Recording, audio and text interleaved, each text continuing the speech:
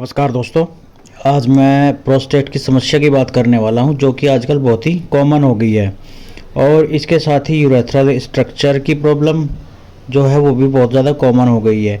ये प्रॉब्लम क्या होती है, कुछ लोग सोचते हैं कि ज़्यादा एज वालों में होती है, लेकिन आजकल देखा है कि कम एज वालों में भी बहुत ज़्यादा देखने को मिल रही है। इसमें क्या होता है कि जो पेशेंट होता है उसका पेशाब खुलकर नहीं होता है, जिसके कारण उसको रात में बार बार पेशाब के लिए जाना पड़ता है। ऐसा नहीं कि रात में ही जाता है, दिन में भी बार बार जाना पड़ता है। वो बार बार पेशाब जाता ही रहता है, दिन में पेशाब के लिए बार बार जाता ही रहता है। और जब भी वो पेशाब करने के लिए जाता है तो पेशाब उसको क्या है कि खुलकर नहीं होती है। मैंने देखा बताया कि जैसे कि ये समस्या जो होती है कि ज़्यादा एज वालों की, क्या कहेगी 50+ एज वालों को होती है। इसमें क्या होती है कि पेशाब बूंद बूंद करके होती है, पेशाब खुल करके नहीं होती है। पेशाब करने के लिए जैसे बूंद बूंद करके होती है तो जोर लगाना पड़ता है, बहुत देर तक खड़े रहना पड़ता है, पेशाब के लिए वेट करना पड़ता है।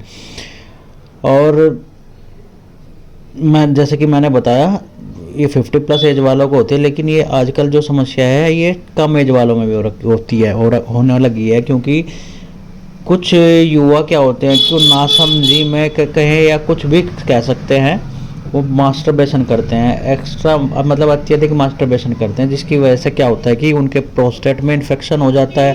क्योंकि कंटिन्यू मास्टरबेशन करते रहते हैं तो कि प्रोस्टेट में क्या होता है कि चोट लगती रहती है मास्टरबेशन के कारण, उससे इन्फेक्शन होता है। इन्फेक्शन के कारण फिर क्या होता है कि वहाँ सूजन आ जाती है, जलन रहने लगती है यूरेथ्रल स्ट्रक्चर में। और क्या होता है कि इस इन्फेक्शन के कारण ही प्रोस्टेट एनलार्ज हो जाता है, प्रोस्टेट बढ़ जाता है। जैसे कि देखो मैंने एक प्रोस्टेट की पिक लगाई है, इसमें क्या होता है कि ऊपर से यूरिन आ रहा है और बीच में देखो ये प्रोस्टेट जो है बढ़ गया है। प्रोस्टेट के बढ़ने से क्या हुआ है कि पेशाब की नली जो होती है वो श्रिंक हो जाती है, क्या है कि पतली हो जाती है। उस पतली होने के कारण जो है पेशाब निकलने में प्रॉब्लम होती है, पेशाब बूंद बूंद करके आती है, पेशाब में जोर लगाना पड़ता है। और पेशाब में जोर लगाते हैं या नॉर्मली पेशाब करते भी है, बूंद बूंद करके भी आता है, उसमें पेशाब में जलन होती है, दर्द होता है और पेशाब कहीं ना कहीं लग करके आता है। तो ये बस सारी की सारी समस्याएं देखने को मिलती है।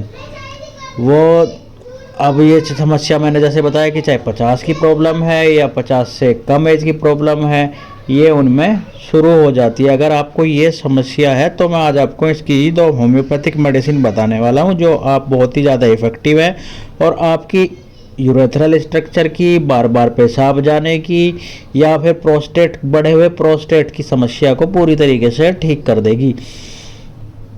तो बिना देरी किए हुए हम चलिए शुरू कर लेते हैं मेडिसिन के बारे में। तो पहली मेडिसिन है सोलिडागो का मदर टिंचर। इसको लेने से पेशाब जो होती है वो खुलकर होने लगती है। और जो आपने कुछ लोगों ने देखा होगा कि वो पेशाब करके आते हैं, पेशाब करके आने के बाद भी लेकिन उनको ऐसा लगता है कि जैसे अभी भी पेशाब बचा हुआ है, पूरी तरीके से पेशाब नहीं हुआ है। तो ये क्या करती है कि पेशाब की ये जो बचे हुए की समस्या इसको पूरी तरीके से ठीक करती है। जब आप एक बार पेशाब करने जाते हैं तो आपकी पेशाब की थैली को ये पूरी तरीके से खाली कर देती है, पेशाब बिल्कुल भी नहीं बचने देती है, पेशाब को पूरी तरह से बाहर कर देती है। और अगर किसी पेशेंट को पेशाब बहुत कम होती है, मतलब पेशाब करते टाइम दर्द होता है, जलन होती है या पेशाब लगकर आता है और पेशाब बार बार करने जाना पड़ता है, तो ये मेडिसिन बहुत ही इफ़ेक्टिव है। इसको लेने से आपको पेशाब खुलकर आएगी। तो आपको क्या करना है, सोलिडागो मदर टिंचर की 20 बूंद सुबह दोपहर शाम आधे कप गुनगुने पानी में कंटिन्यू लेनी है। ये 1 महीने में ही आपको बहुत अच्छा रिजल्ट देगी, बहुत ही इफ़ेक्टिव मेडिसिन है। आपको इस मेडिसिन को कंटिन्यू 3 से 4 महीने यूज करना चाहिए। आपकी समस्या जो होती है बार बार पेशाब आने की या यूरेथ्रल स्ट्रक्चर की या प्रोस्टेट की समस्या, वो बिल्कुल ठीक हो जाएगी। अब दूसरी मेडिसिन है सबल सेरुलेटा। ये भी मदर टिंचर में लेनी है। ये प्रोस्टेट एनलार्जमेंट के लिए बहुत ही इफेक्टिव मेडिसिन है, या कहेगी ये बनी ही प्रोस्टेट एनलार्जमेंट के लिए है। अगर आप इसे कंटिन्यू लेते हैं, जो आपका प्रोस्टेट बढ़ा हुआ है या जो बढ़ा हुआ प्रोस्टेट है वो कम हो जाएगा, या कहेगी अपनी पहले वाली शेप में आ जाएगा।